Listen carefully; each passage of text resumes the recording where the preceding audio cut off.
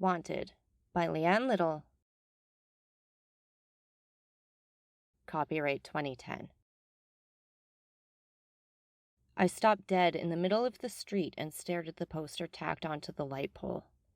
It amazed me how accurate the representation was. What amazed me more was the caption, "Wanted, dead or alive." For days, I had fled through the streets of the city, praying I would escape and eventually reach safety.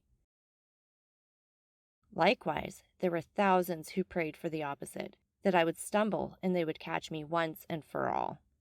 With those posters being glued on every available surface throughout the city, it was getting harder and harder to get out. Everyone recognized me now. Not like it would have been hard before, and I had spent more time in the past few days hiding from my would-be captors instead of running to freedom. I could see the last military checkpoint now.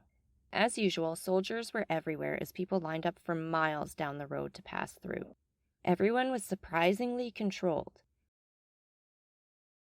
I couldn't remember the last time I had seen a group that big be calm and orderly. Maybe it was because this particular checkpoint was the entrance to the so-called oasis, the only place in the world where families still existed. I hoped that my benefactors would follow through on their promises and provide the distraction I desperately needed to pass. Soon enough, there was a loud explosion and smoke was everywhere, with people scattering as quickly as they could. I took the opportunity and bolted through the chaotic crowd. The checkpoint was far behind me when I was found. In fact, I was just steps away from our designated rendezvous spot when the men surrounded me. In seconds, I was pinned to the ground with dozens of hands pawing at me and tearing at my clothes. Throughout the attack, I wondered how it had gotten to this point. How had another, much more severe witch hunt come about? How did I end up being the last woman alive?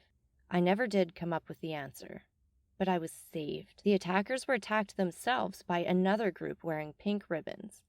The ribbons no longer signified supporting breast cancer, but supporting women themselves. The new group had me surrounded, then ushered into the night within moments. I was instantly protected and felt safe within their circle. It was these men, these fighters, and their fertilization specialists working with me that would save the world. They would take my eggs and grow them into baby girls. It would take years, but girl power would rise again.